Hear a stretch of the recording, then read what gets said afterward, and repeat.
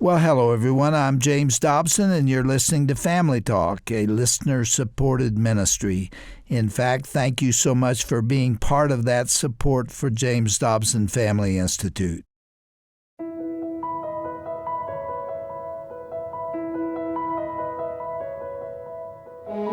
Greetings and welcome to Dr. James Dobson's Family Talk. I'm Roger Marsh, and Family Talk is the radio home of Dr. James Dobson. Dr. Dobson has been encouraging families via Christian radio for over 40 years. To learn more about the Dr. James Dobson Family Institute and the Ministry of Family Talk, visit drjamesdobson.org. Now, if you've been following Dr. Dobson for any amount of time, you know that he firmly believes that dads have an irreplaceable impact on their daughters. For good or for bad, dads shape their daughters' lives in countless ways with undeniable consequences. Well, you are in for a real treat today as we bring you an insightful conversation on that very topic. And joining Dr. Dobson for this discussion is his fellow author and psychologist, Dr. Kevin Leman. Dr. Leman is sometimes referred to as the birth order guy, in a playful reference to his best-selling book, The Birth Order Book, Why You Are the Way You Are. That book launched Kevin's career back in the 1980s, and he has continued to speak into the lives of individuals and families to this day. Kevin Leman is the founder and chairman of the board of the Leman Academy of Excellence and host of the Have a New Kid by Friday podcast. Kevin Leman is the best-selling author of over 60 books, including When Your Kid is Hurting and Have a Happy Family by Friday. He's been featured on numerous radio and television programs, including Fox and Friends, The 700 Club, and CNN. Dr. Leman and his wife Sande live in Tucson, Arizona. They have 5 children and 4 grandchildren. Now, on today's program, you're going to hear a classic conversation that Dr. Dobson had with Dr. Leman on the topic of his book, What a Difference a Daddy Makes. The book was originally published in 2000, but as you'll hear, the principles are still applicable and important today. So let's get to that program right now, right here on Family Talk. Raising 4 daughters. I'd say Kevin Leman is a great resource for practical information about relating to girls. Besides being a great dad, he's an internationally known psychologist. He's just done so many other things, speaks all over the country. His latest book is called What a Difference a Daddy Makes. And Kevin, that's a great cover on this one. I think it's going to be a bestseller. And I know that you must have enjoyed writing this book because you love your kids and especially your daughters so much, don't you? It's a book that I would have to tell you honestly, I cried writing the book. And it's funny because, you get a manuscript. Look, I'm tearing up thinking about this, but I was on a flight between Tucson, where I live, and Chicago, Illinois. And I'm just going through it and making sure everything is right. And I'm reading this poignant page in the book where my daughter, Holly, is writing a letter to me. And I just start to lose it. Well, I'm sitting right there. Well, you are right now, as a matter of fact. Well, I do it thinking about it. I had to read you the letter. Yeah. It would set up the program good, I think. But I start to cry. And so when men get emotional, we tend to shut down immediately. We don't want anybody to see that we're emotional. And so I looked away from the guy who was sitting next to me across the aisle, and this guy's looking at me. So I looked the other way, and this guy's looking at me. I felt so stupid. And, I shouldn't have felt stupid. I should have felt, I guess, some healthy pride that I could feel that about my daughter in reading the words, because the words that she was writing about said, Dad, you really make a difference in my life. I've got it right here. I'll try to get through it as best I can. And this was, by the way, on a Father's Day card. But she simply says, this is my daughter, Holly, my oldest daughter. She says, Dear Dad, you really have given me a lifetime of wonderful memories. I still smile thinking about all the times we'd play Big Bad Wolf, and you'd smoosh me in the cushions and then turn your back to get the mustard so I could escape. And I thought I was so smart. And I still remember one night when you turned off all the lights and you walked down the hall with a flickering candle so we could see Huggy Harry's shadow coming slowly toward our room. And I thought I was so brave. And I remember all the times you held my hand through all those awful surgeries, and you told me how brave I was to sit through an hour in a small MRI tunnel because you could never do it, and how you made our trip to Portland actually fun. And I thought I had been so alone. And I remember a letter you wrote to me in college on 3 small Post-it notes, telling me how you remembered being 21 and thinking, this is it. And being bewildered that you were an adult, and yet you didn't feel like an adult. I still have those faded Post-it notes on which you told me how you could relate and that you were proud of me. And I thought I was so independent. And then last year, you've truly been my saving grace as you held me when I cried from a broken heart. And listened to me for hours, talk about my despair and my frustration as I learned that even love at times has its limits. Your gentleness carried me through the year, and your encouragement gave me the strength. And I thought I had been so right. You have already given me more wonderful memories than I could ever write out. You make my life 1,000 times brighter, and I cannot tell you enough how much I love you. You truly are the best dad in the world, and I don't know where I'd be without you. Thank you for all you have done and all you do for me. And I know how thankful I am for you. I love you, Dad. Your Holly. Oh, my goodness, Kevin. You've had a lot of awards and a lot of honors in your lives. Anything outrank that right there? No, not at all. I mean, those are our gifts. Let me tell you what I want to do with the program. You know, a battleship has one function. That function is to serve as a platform for the big guns, right? Right. Okay, today I'm the battleship, and you're the big guns. I'm the platform. I'm going to ask you a lot of questions I have opinions about too, and I'm going to get you in position and let you fire the big guns, okay? I'm in school. Good. Okay, let's start with the one I just asked. Address the issue of what a good daddy contributes to his daughter, and then I want you to talk about what a rejecting or ineffectual father doesn't give. I think a good dad is one that's there for their kids. You've got to be there, number one. That's one of the principal things you've got to do. A father who understands. You've got to understand your kids. I think a good dad is a father who honors his wife because the kids are always looking up. They're taking emotional notes, spiritual notes, and how does dad treat mom? And then a father who believes in his daughter is a good daddy. You got to believe in her. If I'm going to make a mistake in parenting, I'm going to make a mistake on the side of believing in my daughter rather than doubting what she says. And then I think a good dad lets his daughter hurt. He lets his daughter fail. And that's a tough one because as men, you know we love to solve things. Young women are just like older women. They don't really need that. They want to know that we understand what they're up against. Exactly. All right, what are the deficits then for a father who doesn't play that role properly? Well, a couple things. That woman is going to grow up an overachiever. She's going to try to make up for that void. I call it daddy attention deficit disorder in the book. There's so much talk about ADD and ADHD. Yeah. I thought, well, how about DAD, D-A-D-D, daddy attention deficit disorder. And when daddies do not leave that wonderful, indelible imprint in a positive way on a daughter's life, there's a tremendous void there.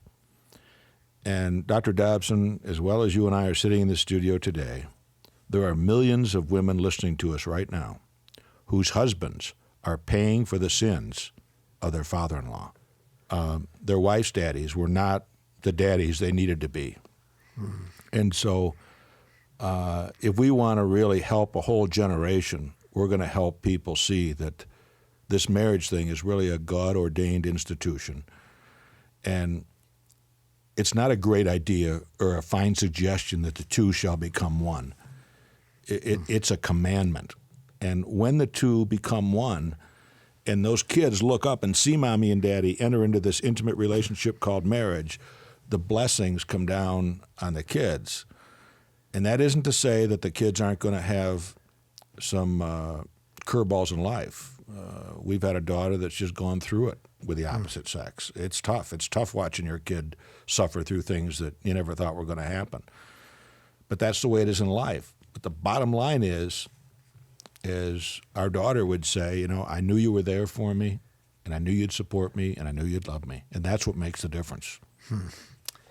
I'm sure you would agree, Kevin, that when a little girl and her father have a wonderful relationship, it has a great impact on the kind of man that she chooses. Oh, absolutely. And when she has a bad relationship with the father, she spends the rest of her life looking for someone to replace that void in her life. And it's not only the bad ones. I mean, I wrote about Hillary Rodham Clinton in this book, and I found it interesting to note that her dad, when she brought home straight A's, his comment was, must have been an easy school you went to.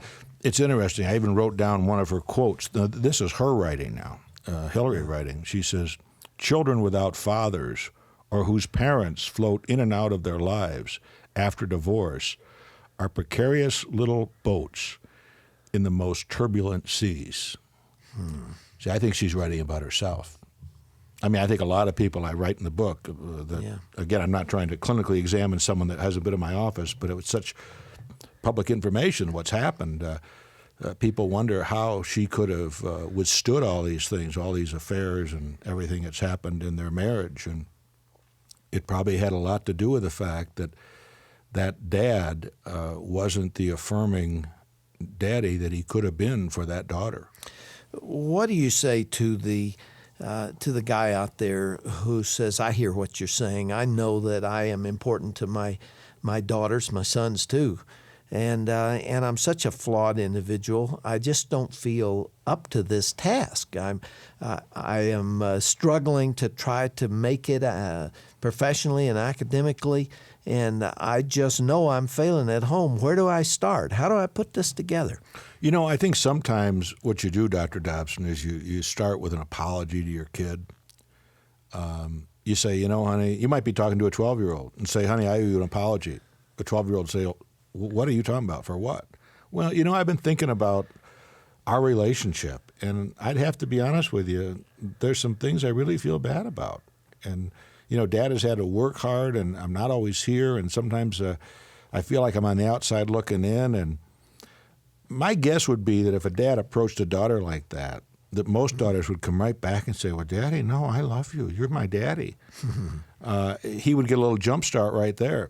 I would try to sell that man on the fact that there is this indelible imprint, and it's not too late to make a difference in your daughter's life. I talk in this book about slipping your daughter a commercial announcement. And just 2 weeks ago, driving our daughter Hannah to school, I'm Mr. Mom in the morning. I make the breakfast and get the kids to school. It's quite a sight. And I'm in a carpool on top of that, and I meet all these mothers at a library and pick up the kids, and they all pile in the van. And it's so funny because you get these opportunities to talk one-on-one with your kid before you get to the carpool site. And I'm talking to our daughter Hannah, who was just turning 14. And I said, "Hannah, I want to tip my hat to you." And she said, "Well, what do you mean?" I was using the expression she didn't understand. I said, "Well, honey, I just want to pay you a compliment, I guess." And I said, "I've been thinking about the friends that you hang out with.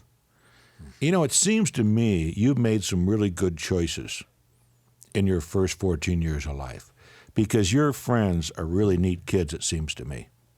And I just wanted to pass that along to you." Now, I call that slipping your kid a commercial announcement.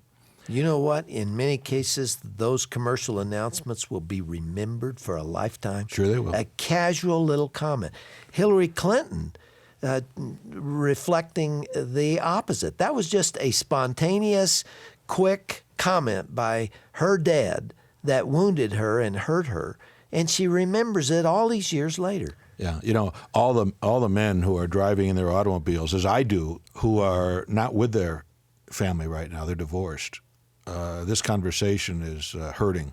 It might be really troubling. I want to encourage those dads to be a good dad, not become the Disneyland dad. When you have your son or your daughter over to your home, don't give them things. As a man who could afford to give his kids, quote, anything they wanted in life, I take great pride in not giving them a squat diddly jack. We haven't given them things. We've given them us. We've given them love. We've given them discipline. And I think the irony is that kids want to belong to us. They want to belong to our families. But we've institutionalized this getting kids out of our home way, way, way too early and getting them in far too many activities and all that. That's a whole other book and a whole other story perhaps. But my message to parents is you want to hold these kids close. And dads and moms who see your kids every other weekend, you're in a divorce situation, don't get your kids in the middle. Be the best parent you can be. But give your kids time and give them affirmation and be involved in their life in as positive way as you can be. Kevin, I am certain that for us to talk about a subject like this with such passion and emotion, it puts tremendous pressure and guilt and hurt on the single parent who's out there who's trying to raise a daughter in this case. There's no man on the scene to do what you're saying here is so important. What a difference a daddy makes. There are very few sources of pain that are worse than for a little girl to sit by the phone and wait for her daddy to call, the daddy who's now left the family or been divorced, and he doesn't call, or he says he will and doesn't come. That's horrible. What do you say to encourage those? There's no easy answers to that. There's not. But let's take that scenario you just painted where here's a mom who's raising her daughter and dad calls and he's going to do this and he's going to do that. He's going to come by and have her ready because I'm going to take her skiing or I'm going to take her here or there. And the time comes and he doesn't show up. Well, ladies, what do you feel like doing at that point? Killing him. Yeah. You feel like getting on the phone and saying, you jerk, don't you know your daughter's out here waiting for you? That's not going to help. But when your daughter says to you with tears in her eyes, where is daddy? You say to that daughter, honey, I don't know where dad is, but you know his number. Why don't you give him a call? Now, the wisdom in that, I think, is this. You keep the proverbial tennis ball alive where it belongs. In other words, the relationship has to be the relationship that it is. In other words, that daughter has to deal with that daddy, good or bad. The best thing you do as a single mom is be the best single mom you can be as consistent as you can be, and exalt the routine in your home. There's something wonderful about the routine. It gives kids a sense of security. And young women are probably more security-minded than young boys are. So even those moms who are going it alone, and dads, we hear from dads who are raising. That's true. We've got a guy who calls our show who is raising 5 daughters by himself. Be the consistent parent. Yes, there's other men, maybe your dad, grandpa, or maybe an uncle, or people from church who can help. But I'm here to tell you, they're not going to replace dad. There's going to be that void in her life. And that's where I think you challenge the daughter that this God that we worship, that we sing praises to, he's worthy of our praise. God's not going to let you down. His promises are true. And that's where you really get a chance to put your faith to test. Yeah. One lady told me, she said, I said that to my daughter. And she said, but Mommy, I want to see a daddy I can see. How astute that little kid's remark was. And kids know that there's that void. As a matter of fact, girls who are raised without fathers often have difficulty perceiving God and understanding who He is and understanding His love, especially if they've been rejected by their dads. So single mothers do have to really work hard at explaining who God is and bringing Him into every conversation. The Scripture is just replete with examples of God's love for the fatherless child and the widow. In a sense, a divorced woman is in the same situation as a widow. And over and over, the church is told to care for the fatherless child and the widow. And we need to do that. We need to be there for our families that are fractured in that way. Let's leave our listeners with this, Kevin. You are now, we'll say, at the latter end of your life. Let's suppose you're 70, 75, 80, whatever it is, and there are health problems in your life. And you're looking back on all these things, all this radio, all this television, letters that come to you, accolades that you've gotten, the calls from secular television, all the rest of it. And you're looking back and you're saying, what was worth it? What really mattered? What thoughts are going to go through your head? Well, I don't think I have to be 80 and in poor health to think about those things, because follically challenged and a little too fat. Follically challenged. I can look back already, and my one regret is I was a part of a ministry, and we had a weekend scheduled, and these weekends get scheduled like 2 years in advance. And how did I know that my daughter was going to be the homecoming queen at Grove City College in Grove City, Pennsylvania? And stupid me, I could kick myself in the teeth. I wanted to get out of that seminar early. And I said, hey, can I bail out a little early? I think I can get a flight to Pittsburgh and see Holly's graduation. The answer came down no. That's your biggest regret. That is my biggest regret. I didn't get to see. Saw the video. Yeah. But I think what bothers me is my little sweet Holly didn't see me there. Yeah. That's what makes a difference. For the mom who told me once, she said, I got my girlfriend to videotape the 4th grade play. I about hit her over the head, just like I'm hitting myself over the head right now. I said, hey, lady, that's not the idea. The idea is that your daughter doesn't see you in the audience. It's not that you get to see her play. And so when I look back, I can honestly say, I don't have a lot of regrets. I have little regrets. That's a little regret. But what I'm proud of is when somebody says something to me after they meet my kids and they say, Kevin, you've really got nice kids. Mm-hmm. And I say, they're givers, they're not takers. And if you can raise a kid who's a giver, and my hat's off to Sande. She's a great mom. I mean, she wouldn't hurt a fly, and people love her. And now, what in all this regret? What about missing a book deadline? Disappointing a publisher? Those aren't the things I worry about. I pray for my kids' safety. I pray for their walk with Christ. Those are the things that matter. Yeah, I pray for our marriage, that we'll always be strong, that we'll always love each other. I've been blessed. I got a wife who's pretty as a picture, and I'm a chubby little psychologist, and God has blessed me with this wonderful woman, and she loves me despite my flaws. And I have all kinds of flaws. They have fun with me. They make fun of me sometimes. We laugh, and we have fun in our family, and I think there's an essential ingredient for raising a great daughter or a great son. Have fun in your family. Kevin, thanks again for coming to be our guest. My pleasure. I'm amazed that you're willing to get on a plane and fly over here. When we need you, we just kind of whistle, and there you are. And you're a man who's getting calls from all over the place. So thanks for being with us again today. It's my pleasure. I love being here. And I think I've probably said this on the air, but you've always been a mentor to me in so many ways. I've just enjoyed the great counsel that you've given people, and I know I'm speaking for millions. We love you, Jim, and we pray for you and pray for your family. Well, thank you. Bring Sande next time. You used to bring me little gifts and things that Sande sent to me. You haven't brought me a gift in a long time. I shouldn't say this. You almost got a loaf of bread, but it's that shabby chic store she started. It's taking too much time. She brought me preserves back in the 1980s. See, I haven't forgotten that, have I? How can you forget raspberry jam? Thanks for being with us, kid. You're welcome.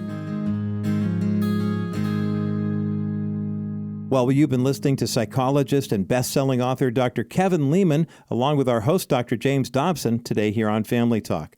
As a girl dad myself, I was touched and humbled by today's program.